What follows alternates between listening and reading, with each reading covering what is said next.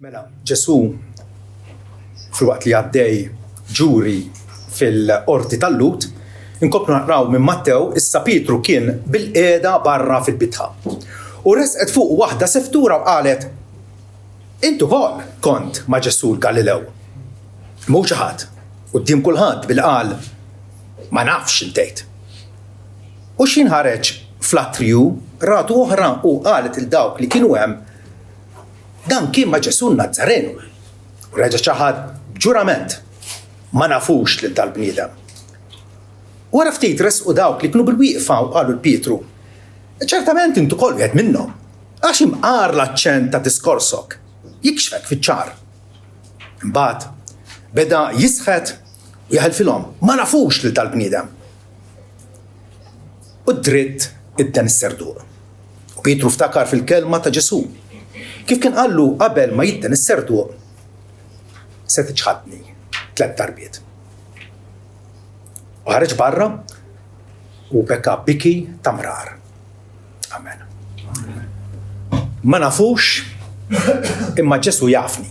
5 kelmiet li jiġbru il-sustanza ta' dan li beħsib ngħidilkom dal-għodu minn dan il-pass li qrajna. Ma nafux imma Ġesu jafni. Ġesu jgħid jiena naf il-lanċ tiegħi. U insejħilhom u ma isegwuni, però tafu sewwa li aħna nsegwu bħala dixxipli ta' Sidna Ġesu li aħna nħobbu kemm il-darba aħna jarrilna milli nagħtu xhieda tajba tiegħu x'vera. U allura dan il-xenarju li rajna hawnhekk dil-istorja ta' Pietru, storja ta' Niket kif Pietru vilment ċaħat lil Sidu 3 darbiet. Da xenarju iġibna f'sikkitna, tajdu li kif iġibna f'sikkitna. Il għaliex aħna ma nissemmewx fih, u x'vera. Però nafu li Pietru fl-Evanġeli qisu jirrappreżentana. Kemm il-darba jitkellemu, Ġesu jitratta miegħu, Pietru qisu jirrappreżenta l-apostli kollha.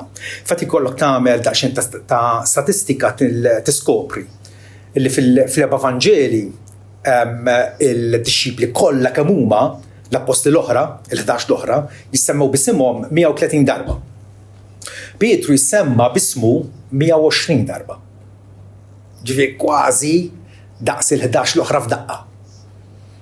Pietru mill-imġiba tiegħu u t-trattamenti tiegħu ma' Sidna Ġesu naraw faċilment li nafusna. Hawnhekk li ħanamlu għallu dal-għodu hija ħanaraw il-ġrajja ta' Pietru miċ-ċaħda tiegħu sar-restawrazzjoni. Nafu li Ġesu kien irrestawrah lil Pietru, hawnhekk għandna il-ċaħda tiegħu. Pietru bħalu aħna ninsabu fuq dan il-vjaġġ ta' grazzja. Huwa vjaġġ fih l-isfidi tiegħu, però il-grazzja talla issostnina. Meta niżolqu u ifa niżolqu. Dik l-istess grazzja tiġborna, taddafna u tkompli tinkoraġġina ħalli inkomplu sejrin. David esprima dan ħsieb sabiħ ħafna meta qal: Kont niddispra kieku m'hemmx li qatt nara lil mulej fl-art tal-ħajjin. Meta naqgħu f'gandott u ngħidu x'ħan nagħmel issa. Tifhem, ħan niddispra, ħanaqta' qalbi, ħanaqta' jiesi.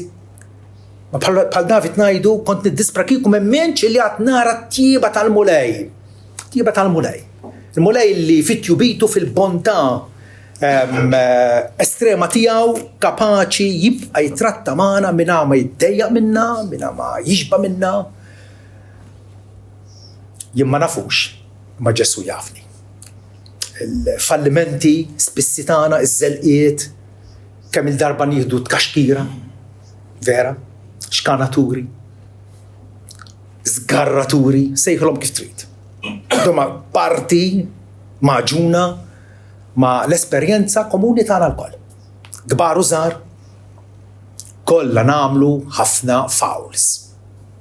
Niftakar logħba tal-futbol tat-tazza tad-dinja, il-finali, niftakar il-Ġermanja kontra xi tim ieħor nsejt minkien. Imma għamlu l-ewwel 20 minuta tal-logħba ħin kollu jagħmlu l-fouls. Ma kienx logħba sabiħa, għax jinkollu kull 30 sekonda r-referi waqqaf il-logħba. Il-players apparentement kienu nervużi illi jinkollu jagħmlu l-fouls. U dik ħajjitna. Dik ħajjitna. Illi kieku mhix il-grazzja t'Alla illi sostnina, allura nitkaċċew il-barra mill-logħba u x'vera. Il-mqar segwaċ l-iżjed devoti ta' Kristu mhumiex bozzat din id-dinja.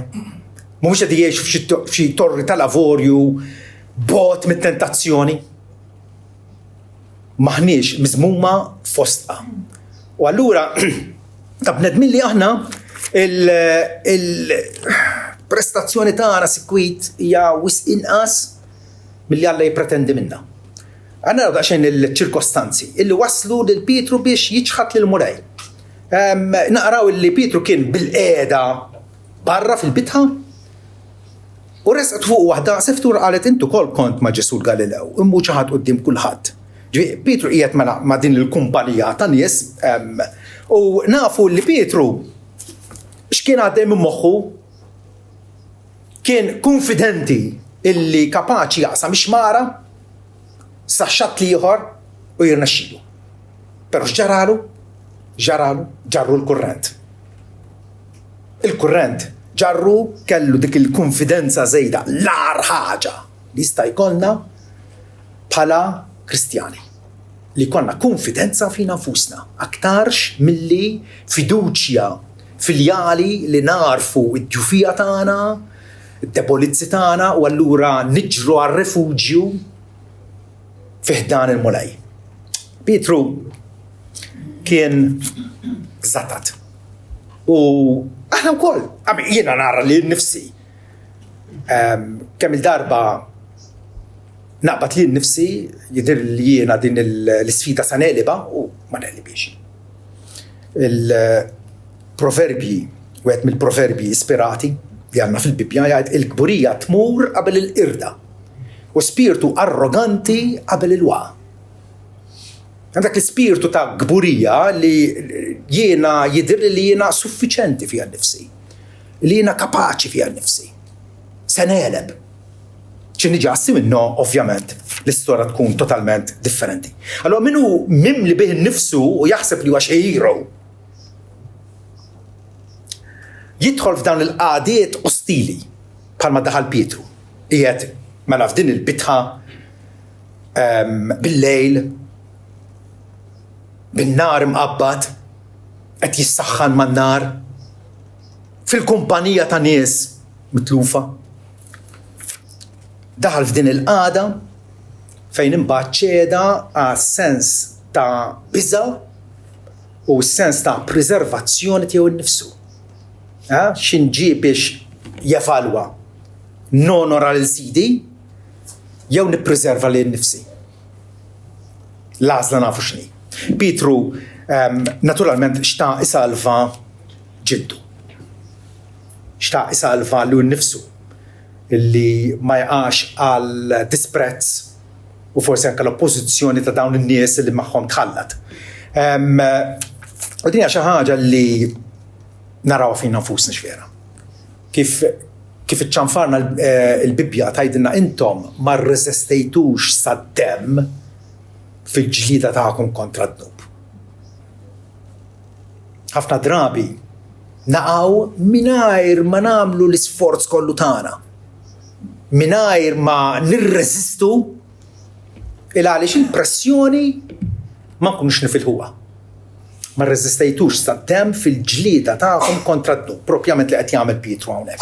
Allura naraw illi Pietru waqa' u nafu x'jiġri. Id-dnub x'ġib? Aktar dnub. Aktar dnub. Naraw din il-progress tal-waqgħa tiegħu jew aħjar kif Pietru baqa' jmur lura u lura. X'inħareġ imbagħad fl-atriju allura prova jiskarta, prova jevita dik il-qagħda antipatika fil-li kellu fil-bitħa, ħareġ fl-atriju, parti oħra tal-binja, u ratu oħra. U qalet il dawk li kienu hemm, dak kien ma' Ġesu Nazzarenu. U reġa' ċaħad ġurament ma nafux dal-bniedem. Ġifi qisu issa Ġurdien maqbut fin-nassa. għamel l-ewwel fawl u kif ħajkorreġih billi jagħmel fawl ieħor. U dik hija l-ingan tad-dnub, kif id-dnub jitħaqbina, kif id-dnub jisromna, jorbotna, ħabbilna, jikkumplikalna ħajjitna aktar u aktar.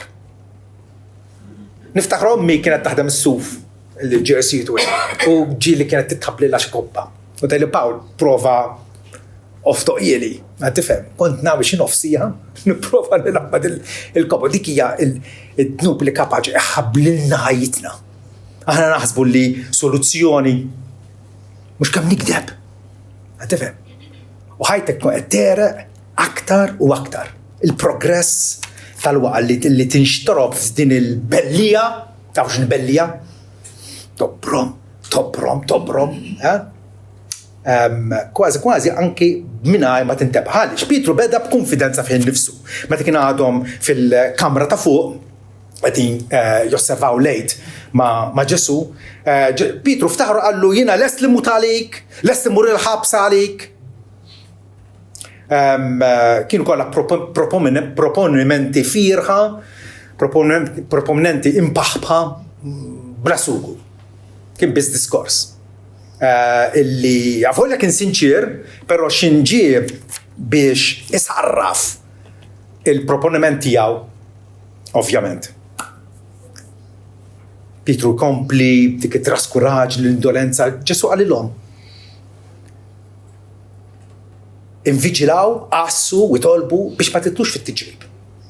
X'għamel Pietru raqad. Matna l-oħra, vera, fil-ġnien. Imbagħad xejn inqalat il-kriżi, Pietru prova isib soluzzjoni b'armi inaċċettabbli. Ħareġ is-sejf mill-lant tajjeb u mar jiċċarġja kontra dawn in-nies li ġew biex jarrestaw Ġesu u lil Malku tajjarlu idintu. B'vjolenza. Li mhijiex l-arma aċċettabbli.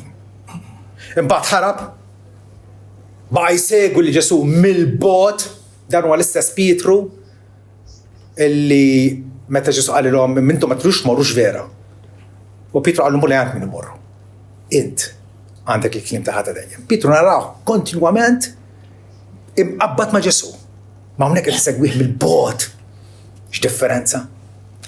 U issa għar qed jitħallat ma' dil kumpanija bla siwi. Il-qaddejja tal-qasas il-kbir. Nafu l-korruzzjoni li kien hemm f'din il-sistema tas-sommu saċerdot. Flega waħda mal-gvernatur Ruman. Niftakru kif Salm 1 vers 1 imbierak dak il-bniedem li ma jimxix fil-modja ta' ħażina. Lanqas joqgħod fejn il-midinbin u lanqas ipoġġi fejn ipoġġu żebblieħa ma bil-Pietru hawnhekk naraw bil-qiegħda barra fil-bitħa ma' dan nies. Meta inti tpoġġi lek innifsek fil-modja tat-tentazzjoni, il-kurrent se jieħdok. Għaliex għax indajjef. Għar minn hekk għax taħseb li inti qawwi. U allura Pietru is-soluzzjoni li sab meta maqbud fuq isir waħd issa. Għax it-tentazzjoni hekk tiġik. Alla rrieda. Maqbud fuq isir waħda jilaba ta' parsi wieħed minnhom. Prova jaħbi l-identità tiegħu bħala dixxiplu ta' Ġesu, anzi bħala apostlu tiegħu. Finalment imbagħad il-konsegwenza ta' kollox inelep mill-biża' minn sempliċi rimarka jew osservazzjoni ta' waħda seftura.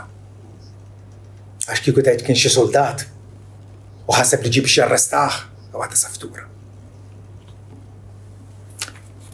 Pietru ċeda u għażorba. Pietru għajjen. Pietru għajent.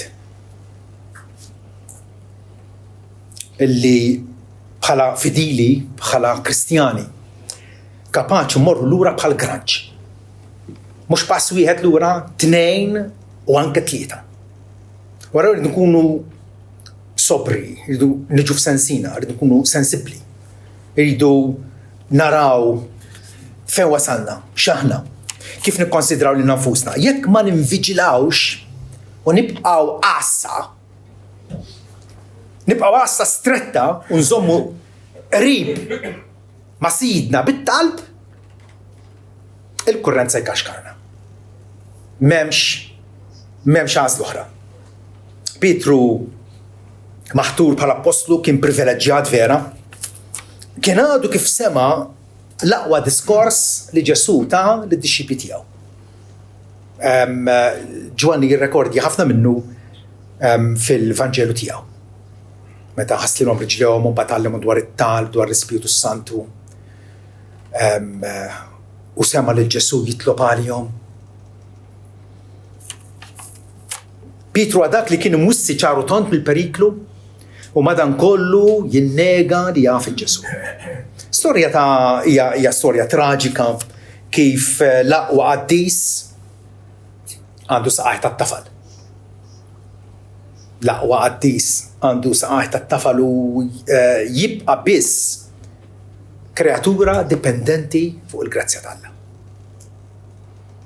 Jekk ma jkunx il-mulaj għalina, aħna ma nkampawx. Id-dnub fina jitnissel ċkejken u inti tirraġuna tgħid jibda shekk. Ħlist minn bawxata. Tifhem? Però id-dnub jibda jiggrava. Bħal meta tpoġġi l-ħmira fil-aġna, x'ibda l-aġna tibda tikber. Kollox jiggrav, kollox jibda jsir mostrus. U inti l-ħelwa tibda tgħid ma daqshekk ma importax. Kollox jeskala. Meta kont nagħlem jiena tfal fuq tagħhom maħrbi. U kien jgħidulna fit-training tagħna illi meta tara dat-tifel u tifla tibda tisbel u tinkorla, mhux tinkorla magħha. Għax il-ħuġġieġa ħadd kabbar iżjed. Tipprova tberret, tipprova tikkalma. Tipprova tagħanqu biex id-dnub bħal dak it-tifel għandu ħabta li jibda jeskala sakemm jisplodi. Fil-każ ta' Pietru beda b'sempliċi gidba, imbagħad biex juri l-irġulija tiegħu reġġa' ċaħat bħalfa jew ġurament u mbagħad finalment anke b'saħħta qalila. Kull darba qed isir enfatiku biex jipprova jaħbix turu. Għal darba oħra l-ingann il-qerq tad-dnub fina. Ġeremija kellu raġun meta jgħid li l-qalb umana hija qarrieqa aktar minn kollox. Min jista' jifhimha? Ħadd ma jista' jifhimha.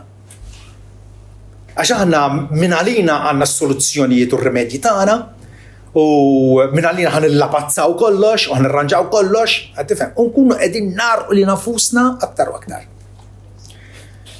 Tiftakru illi fl-istess ħin illi Pietru qiegħed fil-bitħa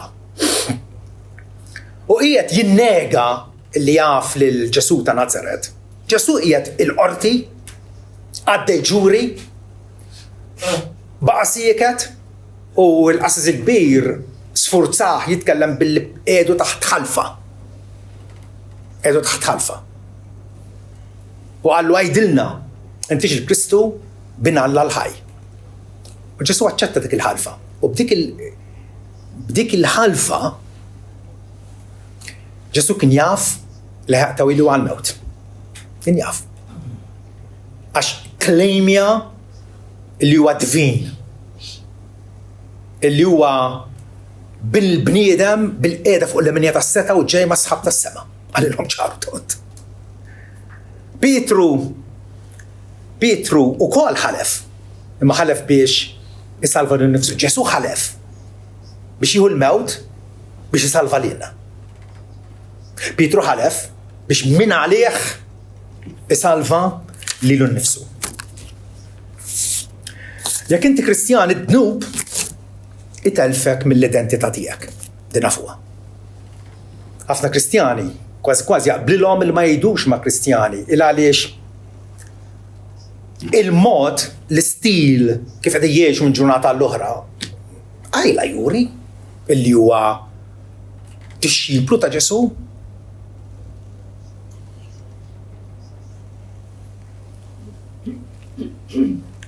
Pietru ċaħdu darbtejn tlieta finalment isir konvint fih innifsu illi għamel dal-fawl ikraħ. Pietru ftakar fil-kelma ta' Ġesu kif kien qallu qabel ma jidden is-serduq se tiġħadni 3 darbiet. U ħareġ barra u beka biki tamrar. Kemmu qares id-dnub, kemmu qares id-dnub meta niskopruh fina nfusna. Naraw f'ħaddieħor, vera, naraw f'ħaddieħor xi ħaġa ovvja, però meta qalbna tikkonvinċina li jien bimġibti, biħsibijieti, diskorsi, qiegħed noffendi lil dak li ħabni imbagħad hemmhekk bħal ġob ikonna ngħidu jiena nistmelli nnifsi u nindem fit-trapp u fl-irmiet. Din hija l-vera ndiema meta inti taraf tirrealizza int fiex int. Int li dbet twarrabt minn dak illi ħobbok bimħabba mkredbli. Anke Pietru meta rrealizza il-tiba ta' Ġesu lejh, Ġesu qallu mela ixħed il-xibka fuq naħa l-oħra tad-dgħajsa. Qallu jiena lej kollu nippruvaw ma badna xejn. Ma Pietru qallu għal kelmtek ħanixħed ix-xibka. U x-xibka tant tella tħut li kienet se teqqasam fit-tnejn. Pietru realizza li dak Ġesu li qallu ixħed ix-xibka naħa l-oħra tad-dgħajsa kien aktar minn bniedem, kien bniedem, ma kien aktar minn bniedem. U qallu tbiet minni u sit. Għax jien raġel midneb. Tbiet minni u sit. Ma din hija l-grazzja tagħna li meta jikkonvinċina l-ħarmed imbin flok jitbiet minna jersa' lejna. L-għali u l-biki spess jakkumpanjaw l-indiema ta' fuqha. Però weħidhom li inti sempliċement tibki għax inqbad ma tipprova tisraq u l-pulizija qabdek. U tibki għax issa sejjer il-ħabs, dik hija soba. Dik hija rimors. Għax issa ħajkollok tħallas għad-deni tiegħek. L-indiema jaktar minn hekk.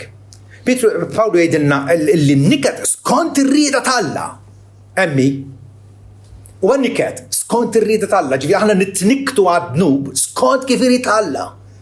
Għax narfu in-natura vera tad-dnub li hija offiża, insult, oppożizzjoni kontra Alla. Meta in-niket ikun skont ir-rieda tal-Alla jġib indiema li twassal għas-salvazzjoni. Li wieħed ma jiddispjaċix minnha, imma n-niket tad-dinja jipproduċi l-mewt. Ħafna nies jiddispjaċihom mid-den li jkunu għamlu, imma huwa dispjaċir tad-dinja bħalma ġralu Ġuda. Ġuda meta rrealizza li Ġesu kien ikkundannat, imbagħad irritorna l-flus durant il-qasassin il-kbar u qalilhom ittradejt dem innoċenti. Kien sobien minna ma kien niedem. Pietru hawnhekk huwa qed jgħidilna li biki tamrar. Biki tamrar illi nafu illi allura l-indiema tiegħu kienet ġenwina. Nistgħu naqgħu aktar gravi minn hekk, ma meta nitwasslu għall-indiema l-Ispiritu Santu li għanqalna u jikkonvinċina, jatina dik il-persważjoni fina nfusna li minix fejn suppostijat. Allura, il-rimedju huwa wieħed. Il-rimedju huwa wieħed u wieħed biss. Illi inti tmur għandak li offendejt. Għandak li bid-dritt bid-dritt kapaċi jkundannak, imma wedek li jekk inti tirritorna lejh jilqak, jagħtik merba. David kien jaf xi ġifieri. Salm 51 jgħid kun grazzjuż miegħu Alla. Skont l-imħabba fidila tiegħek, tiftakru għal ħesed talla. Il-ħesed. Mhux imħabba kapriċċjuża, imħabba meta għandek aptit tagħtiha, imħabba meta jfettillek, imħabba skont il-patt. Alla li wedna illi jibqa' jħobbna. Hija l-ħesed tiegħu, imħabba pattwali, dinja li żommna, dinja li tqanqalna biex nirritornaw lura, nerġgħu lura fiħdanu. Kun grazzjuż miegħi Alla skont l-imħabba fidila tiegħek, skont l-abbondanza tal-modrijiet tiegħek. Ħassar it-trasgressjonijiet tiegħek. Qed isma'ha. Dal-aħħar smajna fuq il-kumpassjoni ta' Alla, tiftakru? Kumpassjoni ta' Alla. Alla li jgħadirna propjament għax aħna mitinbin, għax aħna dajfin. Aħsilni kompletament mill-inikwità tiegħi, naddafni minn dnubi. Intaraw li huwa l-istess imħallef li kapaċi kondannana, illi jippreżenta ruħu qudiemna bħala missier smewwieti, illi għadirna, illi minn għandu nirċievu l-restawrazzjoni. Allura rridu nduru lura, tħabbilna, ħadna dil-majnata waħda wara l-oħra. Irridu nduru lura, irridu niġru għandu għal-refugju, għand minn immorru, għand il-mulej, li kapaċi proteġina, kapaċi wkoll jirrestawrana, kapaċi jiġborna fiħdanu. Pietru ftakar fil-kelma ta' Ġesu. Ġesu kien qallu, taħseb li ħatiħu l-mewt. Qabel ma jidden is-serduq, se tkun ċħatni 3 darbiet qallu. U Pietru ftakar dik il-kelma, dak il-ħin. U kif jiġrina lilna? Meta nisvijaw, mbagħad niftakru xi ħaġa li qrajna fil-Bibja. U ġġibna nseħ. Nirrealizzaw illi hawnhekk mhux posti. Li ben il-ħali, vera, qiegħed mal-ħnieżer, jipprova jaqtal ġuħ bil-ġandar tal-ħnieżer. Imma ftakar illi fit-tar ta' missieru anke s-safturi tiegħu kellhom li kellu bix-xeba. U għalien qiegħed hawn immut bil-ġuħ, ħanqum u mmur għand missieri. Il-kelma li tixlina, il-Bibja tixlina, hija l-istess Bibja li id-dewwina. Pietru ġinse meta ftakar fil-profezija ta' Ġesu, u l-istess ħaġa jiġri lilna fil-litra l-Lut naqraw li l-kelma tal-Alla hija ħajja u attiva u misnuna iżjed minn kwalunkwe sejf b'żewġ tixfar li tippenetra sad-diviżjoni tar-ruħ u l-ispirtu, tal-ġogi kif ukoll tal-mudullum u kapaċi tiġġudika l-ħsibijiet u l-intenzjonijiet tal-qalb. Mhux biss l-emejjel tagħna, imma l-intenzjonijiet tagħna. Kemm il-darba aħna nagħmlu emejjel illi jidhru aċċettabbli qudiem il-bnedmin imma jkunu emejjel imħassra. Ta' meta tagħti karità biex hu l-prosit tan-nies. Jew issum u tagħmel ovvja li qed issum toqgħod tkerraħ wiċċek. Qed tifhem. Biex jesu inti qed issum mela. Qed tifhem. U allura l-intenzjonijiet tal-qalb l-iskrittura tikxifna. Ma tikxifna biskop tajjeb biex aħna nitqanqlu ħalli nduru lura. Meta ngħidu ndima vera. Qegħdin ngħidu li d-dnub ħanuża kelma daqsxejn goffa. Issir titqassu. Mawx min jitqażżes mill-ġurdien xi wirdiena jew serb, vera għandna dawn il-fobja saħna. Il-dnub issir titqassu, tistmerru, twarbu minnek bħal lifa. Meta Pawlu kien f'pajjiżna u ħarġet dik il-lifa u qabdet midu. X'għamel biha? Għad imellisa?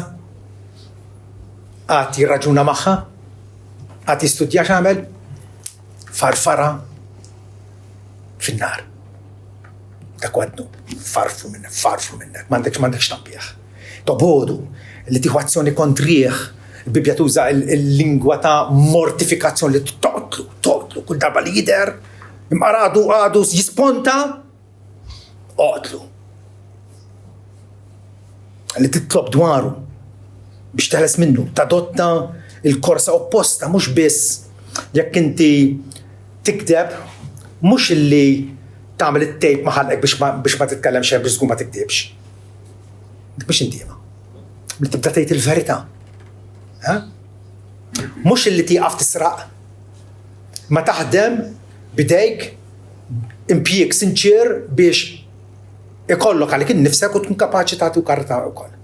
Dik l-intiema vera. Illi mhux biss taħrab l-immoralità imma illi jkollok is-safa fil-qalb. Is-safa fil-qalb. Meta tħossok imdejjaq minn mabba dnub, tant l-aħjar. Għamek il-moleqet juri mħabtu miegħek. Tinsab imdejjaq u taf minħabba l-fallimenti tiegħek, minħabba l-imġiba substandard tiegħek, mġiba fjakka kif qed titratta man-nies fir-relazzjoni tiegħek. U tħossok imdejjaq, mwarrab, iżolat. Jekk tħossok hekk tant l-aħjar. Il-moleqet jistiednek biex iddullejh li fil-preżenza tiegħu hemm il-milja tal-ferħ. Quddiemu hemm għaxqiet għal dejjem.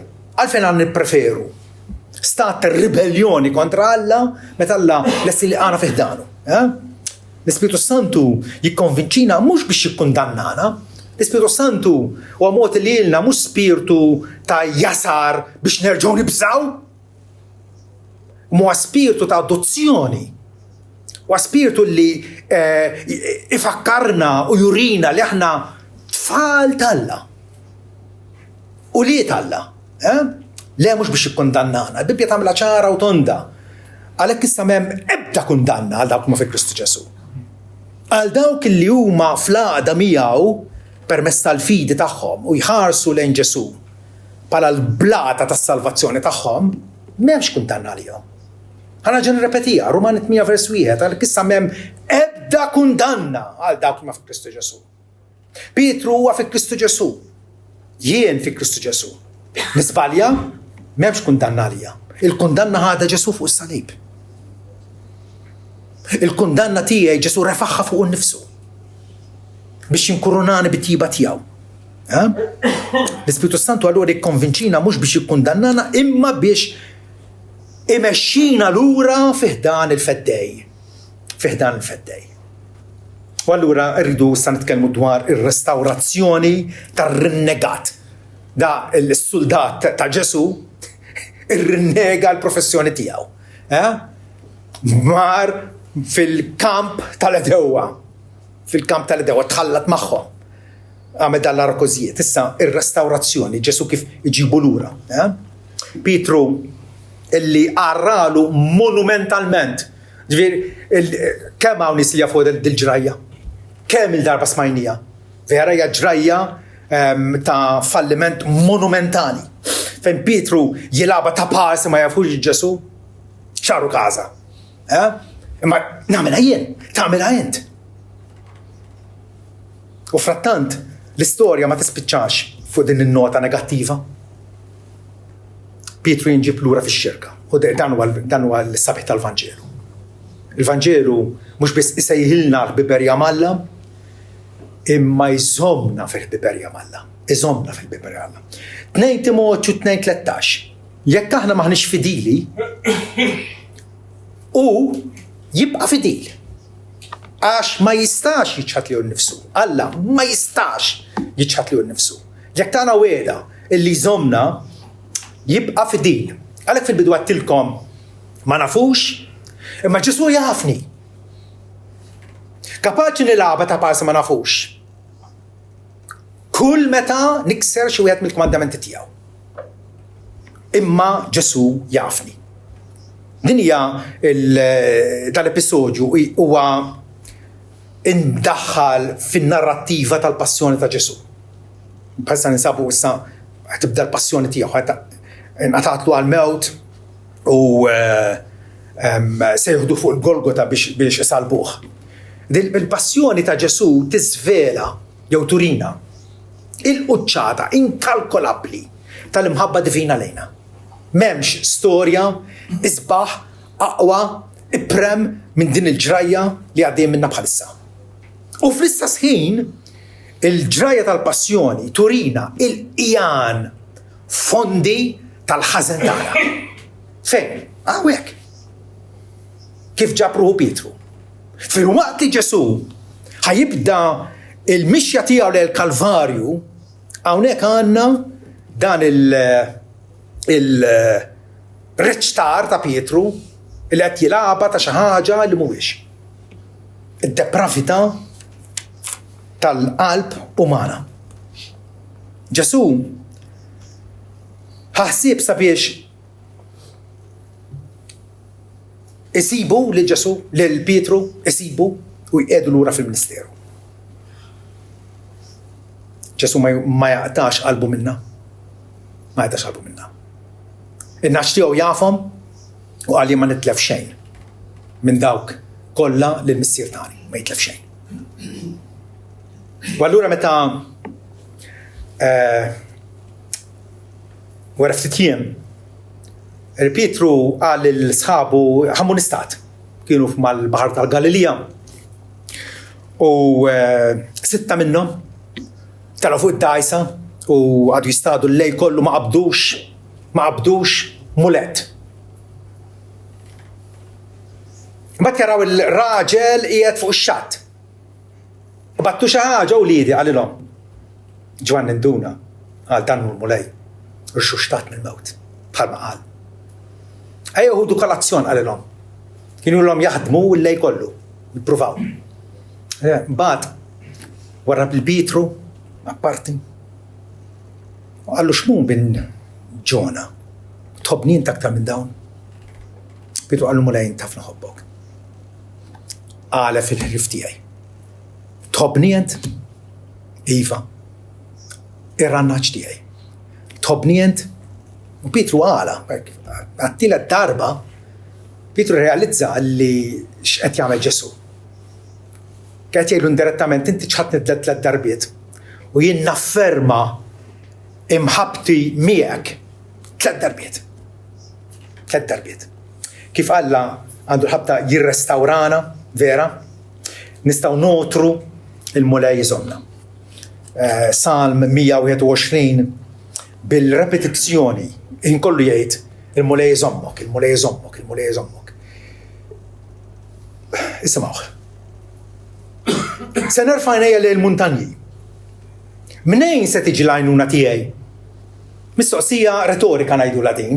Is-salmista jaf minn fejn. Imma irrid iddaħħilna dak l-interess. Minejn se tiġi l-għajnuna tiegħi? L-għajnuna tiegħi tiġi mingħand is-sit li jagħmel is-semewt u l-art.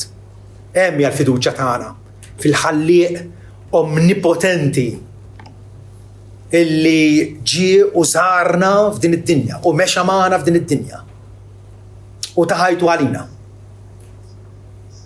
L-għajnuna tiegħi tiġi mingħand is-sit li jagħmel is-sema u l-art, mhux se jippermetti li siqek totor.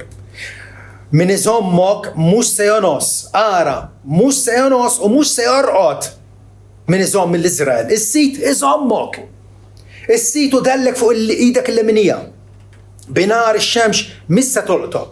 Lanqas il-qamar bil-lejl. Is-sit se jżommok minn kull ħażen. Se jżomm lil ruħek. Is-sit se jżomm il-ħruġ tiegħek u d-dħul tiegħek minn issa għal dejjem. Kemm huma sbieħ ir-repetizzjoni tal-Bibja. Ja?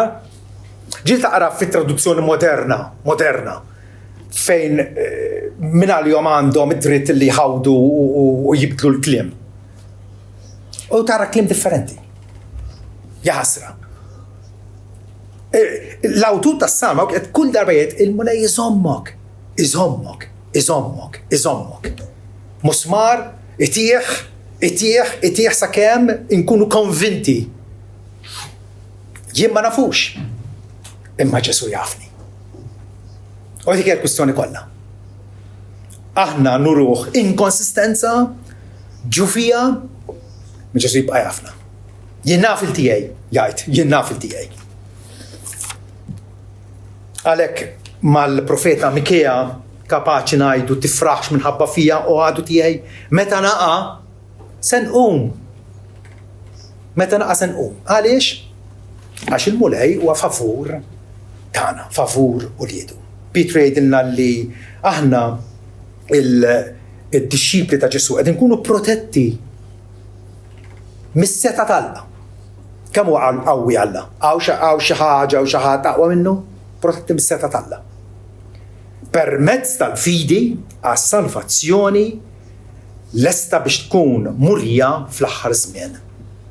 U dik hija t-tama qiegħda qudiemna illi nistgħu niżolqu il-mulej qajjimna. Nistgħu notru il-mulej iżommna. Iqabbadna triq. M'hemmx kundanna, u la m'hemmx kundanna m'hemmx separazzjoni. Pawlu b'dik lajta ta' trionf, lajta ta' ġubilazzjoni, jgħid li x'ifridna minn imħabba ta' Kristu. Niket jew dwejja jew sejf jew era jew persekuzzjoni. Għal jiena perswas li l-aħwejx tissa, l-aħwejx li ġejjin.